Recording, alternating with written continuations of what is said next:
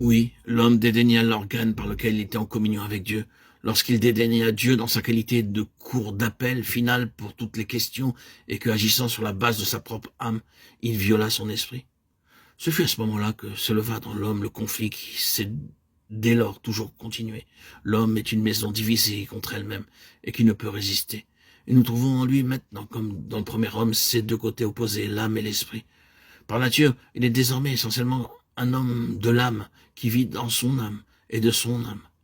Dans notre Nouveau Testament, il est malheureusement appelé l'homme naturel, mais nous savons tous que le terme réel est l'homme psychique, l'homme qui est gouverné, poussé par son âme, c'est-à-dire par son propre raisonnement, par son propre discernement, par sa propre volonté personnelle, mené par le bout du nez, par son ego, son moi enflé.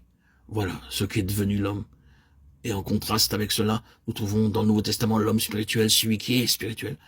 C'est ainsi que s'élève le conflit entre l'âme et l'esprit, entre l'esprit et l'âme, entre ce qui est de Dieu, la pensée de Dieu opposée à notre propre pensée, le raisonnement de Dieu.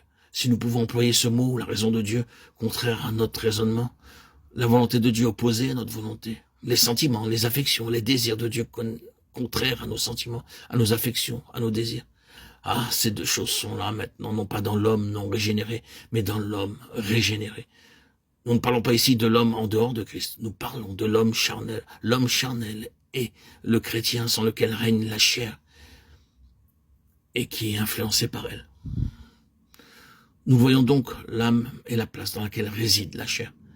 Car la chair, dans son sens spirituel, et non pas dans son sens physique, est une chose mauvaise. Elle a sa propre volonté, elle se dirige elle-même, elle est gouvernée par Satan. C'est la chair. C'est ce qui lutte contre l'esprit. Et nous savons combien le Nouveau Testament montre que la chair est une chose mauvaise. Elle réside dans l'âme naturelle. L'esprit renouvelé par la nouvelle naissance devient le vase dans lequel demeure ce qui est de Dieu. Or, ce conflit est maintenant établi.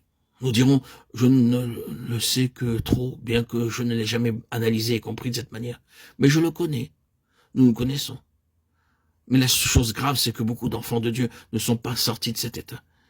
Ils y sont encore. Nous pouvons ne pas encore être arrivés au point, mais je puis dire ici qu'il n'est pas dans la volonté de Dieu que ce conflit se prolonge dans toute notre vie spirituelle.